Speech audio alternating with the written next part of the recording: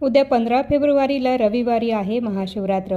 महाशिवरात्रीचे पूजेचे 4 प्रहर आणि निश्चित काल शुभ मुहूर्त जाणून घ्या. तर यामध्ये उद्या प्रथम प्रहर हा सायंकाळी 6:15 ते रात्री 9:25 असणार आहे आणि या काळात आपल्याला दुधाचा अभिषेक करायचा आहे. द्वितीय प्रहर रात्री 9:25 ते मध्यरात्री 12:35 असणार आहे आणि यावेळी आपल्याला दह्याचा अभिषेक करायचा आहे. तृतीय प्रहर मध्यरात्री 12:35 ते पहाटे 3:45 असणार आहे आणि यावेळी तुपाचा अभिषेक आपल्याला करायचा आहे. चतुर्थ प्रहर पहाटे 3:45 ते सकाळी 6:55 असणार आहे.